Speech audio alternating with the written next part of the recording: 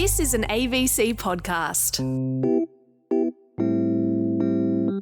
Hey everyone, welcome back to another Sammy J Snack Pack with me, Sammy J, and this being the Snack Pack, and my gosh, it's full this week. Coming up shortly, making his debut on the pod, it's my comedy husband, Randy Feltface, beaming in all the way from the safe fortress of Western Australia. I met Randy so many years ago, after a gig, standing at the toilet, having a chat. There's nothing quite like a urinal chat, is there? Sorry to cut out half the population there. Also, a cubicle chat. Just chatting between the cubicles or at the urinal. Many times I've been standing at a urinal. Someone sidles up next to me. It's a little bit awkward. I look up at them and discover they're actually really famous. It's even more awkward. I try and start a chat. Like, oh hey, I liked you in that show you did. It gets extra awkward. But look, people are people. From a pauper to a prince, everyone needs to use the bathroom sometimes, which is why I've spent the past week asking everyone I know which famous people they've met in bathrooms. And I'll tell you what, most people have seen someone. I've heard some cracking stories, not all of them necessarily fit for public consumption. But you know what is? My guests today, political journalist Alice Workman, will be getting her pun on for our debate on the podcast, and my colleague on ABC Radio Melbourne, Raph Epstein. He's a journalist, he's a broadcaster, he's known for asking the hard questions and holding politicians to account, but today he's going even more deep. He's going to be talking about kettles and how most of us are using the wrong type of kettle, and he's going to get pretty passionate from what I gather. So strap in, folks. Massive snack pack coming your way.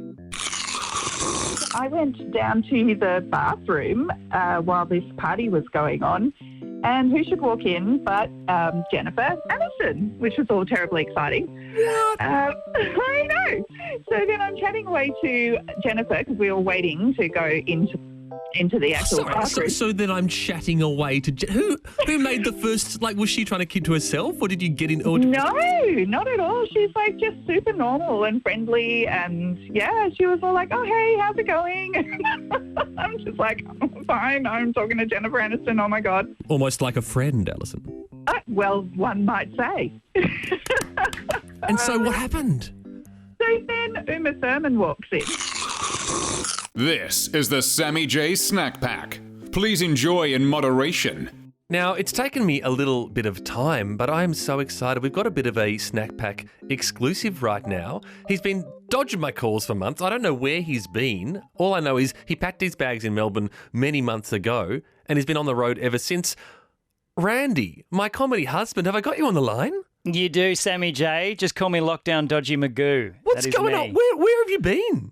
Well, I was in basically wherever COVID isn't. I was in Queensland for a bit. I managed to make it all the way up to Cairns. Then it got a bit sketchy there, so I bounced over to Darwin. It looked like it was going to kick off over there, so I managed to make it into Perth because luckily I had been in Darwin for 14 days, so they let me in. And right now, Sammy, I'm in Broome. See, Randy, the problem that I sort of see is it seems like everywhere you leave, they then go into lockdown literally like a day later. Are you COVID riddled?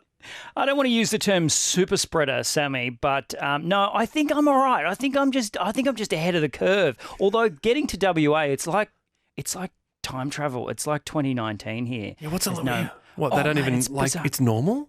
No, it's like a human wildlife reserve. Everybody's just wandering around in their natural habitat, all talking about the terrible zoos over east with all those humans in captivity. And then here it's just like people are just bouncing around like it's not even a thing. Mark McGowan in a safari suit with an elephant gun popped out the roof of a Land Rover patrolling the border, keeping out the poachers. Not until after we've had the AFL Grand Final, Sammy.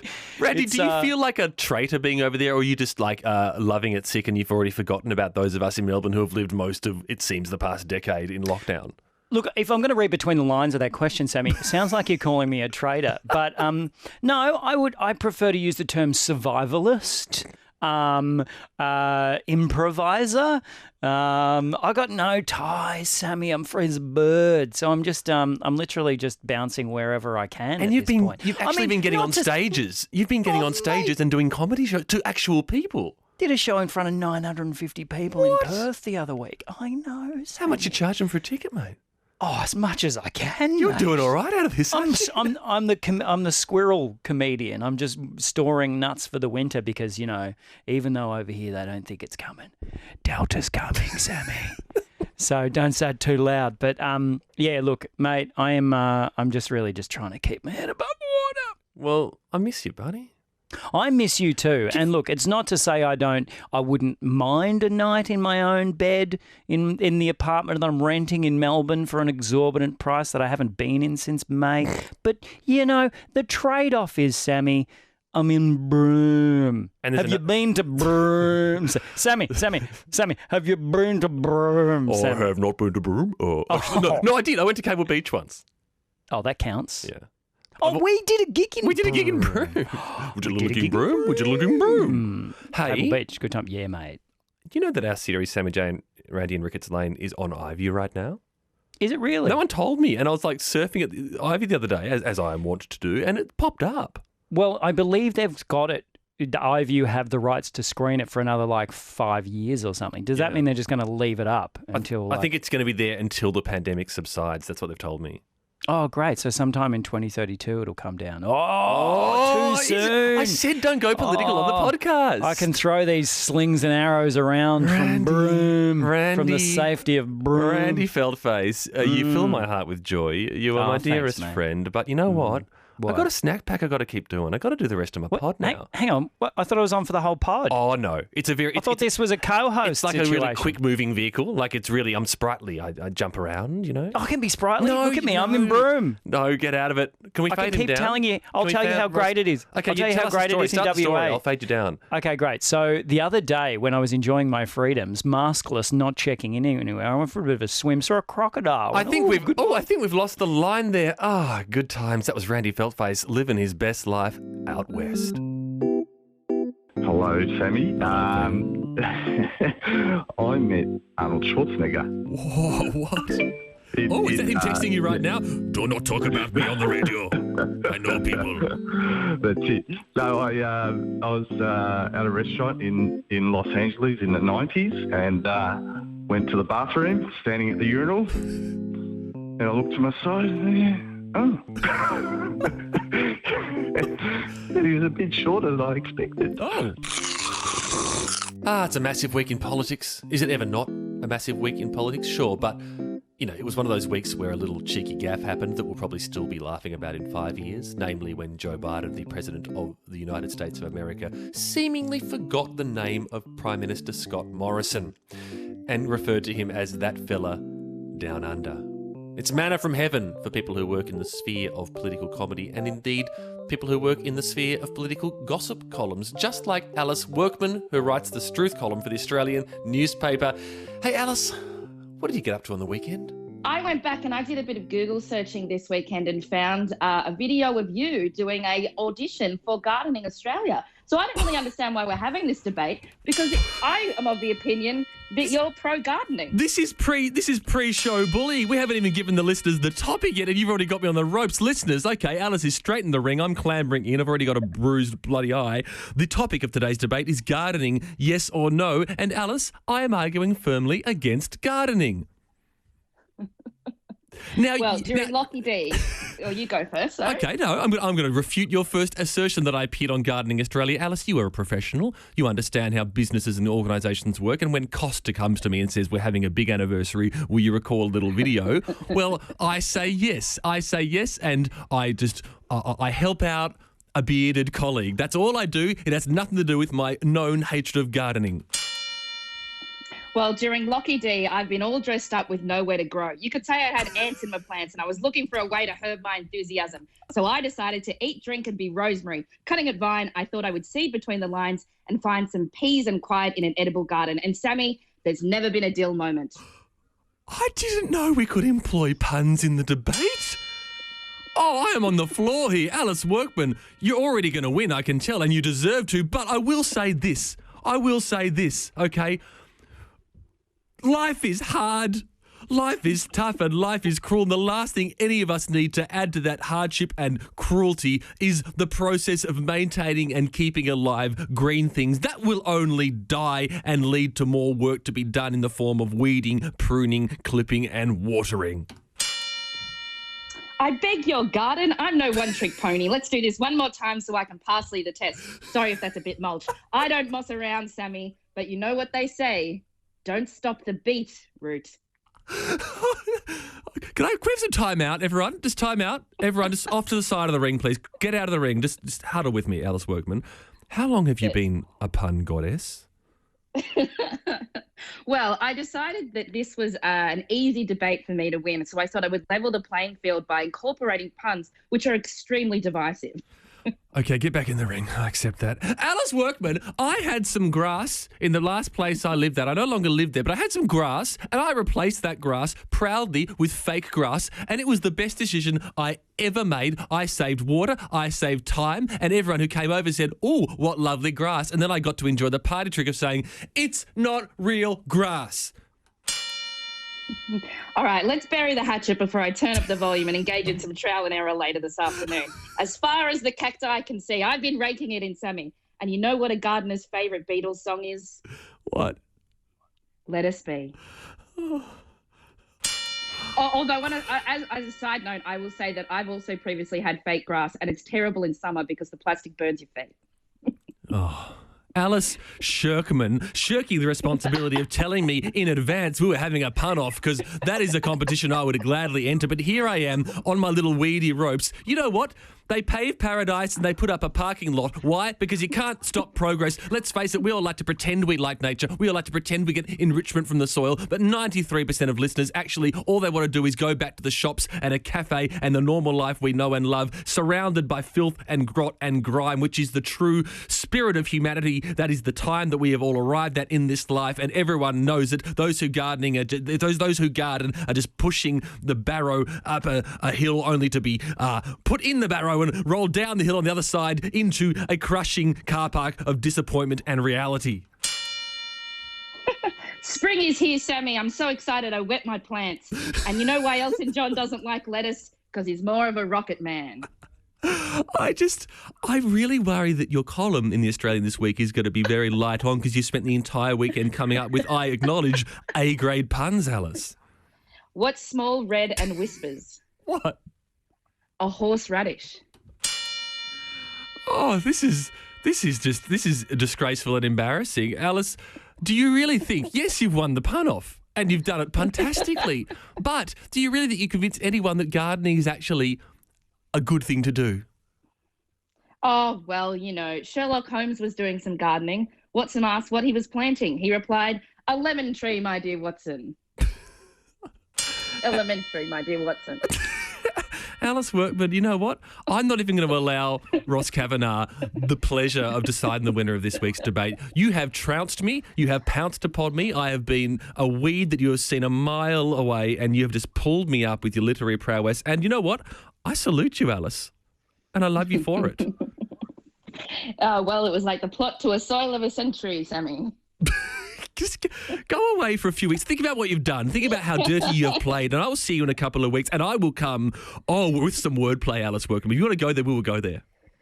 Perhaps you should bring some DVDs of Gardening Australia. You're listening to the Sammy J Snack Pack. Well, hey, if you're just tuning into the podcast for the first time, welcome. And every now and then I like to invite someone to come on board and talk about the hill that they would die on, the petty, insignificant issue that keeps them up at night. Today, it is my pleasure to welcome my colleague, Raph Epstein. He's the drive presenter on ABC Radio Melbourne, former journalist with The Age and the Sydney Morning Herald, and occasionally he says hello to me in the office if there's food on the nearby table that's sort of positioned around the corner from my desk. And it makes me feel a little bit special when he does.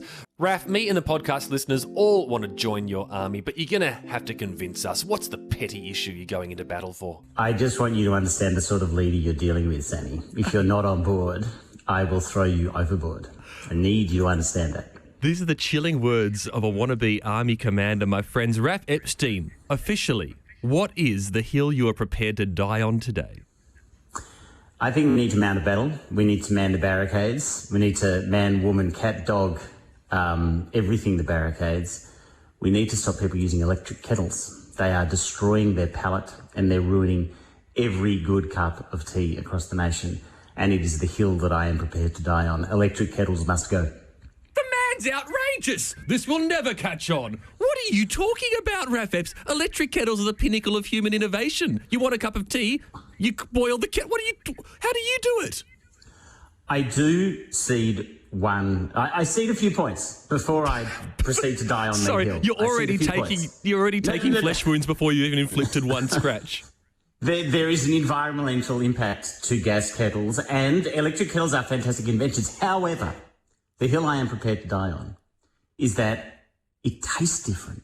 If you boil water in an electric kettle and pour it in your teapot, and you may, as I do, regularly of an evening, pluck some of the peppermint that I cannot stop from growing in my garden and put it in a teapot. If you put electric kettle water in there, it does not taste the same as a kettle, a metal kettle or a saucepan on a stove on a gas flame. It just tastes different. And I know people can you out describe, there, are you saying it tastes like electricity? What is the difference? It's hot, boiling water. How could that be different? Are you prepared to die on this hill with me and follow me or not? Oh, I need you to convince me more at the moment because I'm going to take my entire It just tastes trips like back rubbish. It doesn't taste like tea. It doesn't taste like real tea. You're not getting the real flavour of the real tea. Sorry, but Raph, You know that, Sammy. I mean, I know you need to put on this act for the purposes, like we're on the radio and everything, but I know that you know deep down in your heart, when you boil your kettle at home on a gas flame and you sit down and you swirl the teapot, give it time to rest, that's important. But even if you do that with the water boiled in an electric kettle, you know that first sip as the steam rises, catching the sunlight coming through the breakfast window, an electric kettle, it just doesn't taste the same. You know this, and that's why you're prepared to man the barricade with me. Raph, 2 points. One, I regularly join my fellow Army commander and go into battle, so there's no act here. I need to be convinced. And so far, you're doing a tricky job of it because I don't really drink tea. I use an electric kettle to make instant coffee. Yeah, what are we going to do here? What are we going to do? Do we need to take a moment in the tent away from the masses to have a man-to-man chat? Sorry. This is the evil Chuck. I'm prepared to die on a hill with someone who drinks instant coffee. Let's be honest. We're inside the tent, right? No one can hear this? Raph, when Alexander Hamilton and George Washington gathered their troops in America for the War of Independence, they didn't get to choose who came to them. They took whoever they could get. I'm your second in charge instant here. Coffee. They were all at least drinking proper wine before they got drunk and before they went into battle. They weren't drinking Diet Coke before they went into battle. They were drinking wine and beer.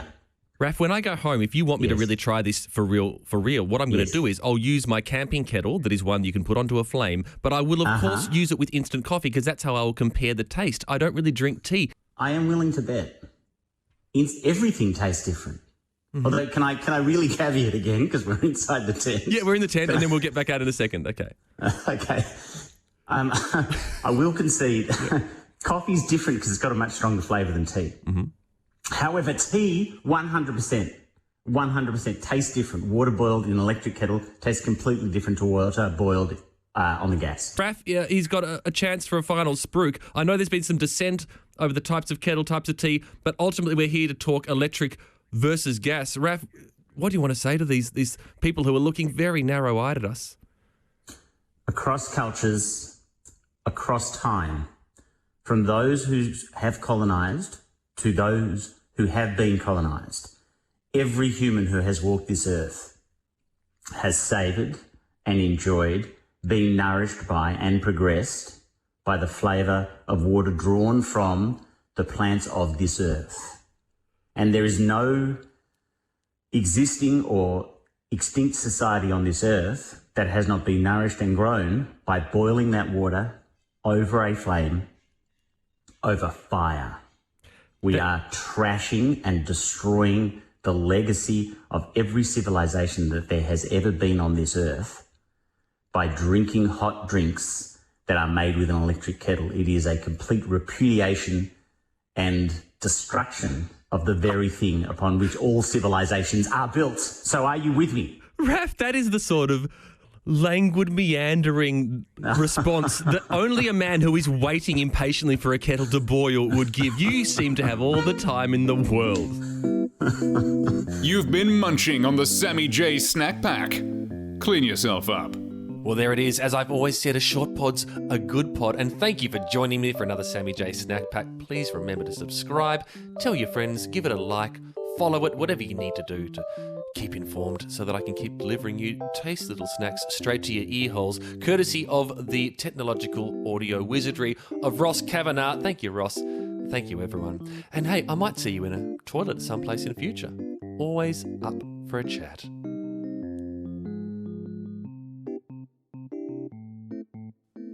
I'm still here.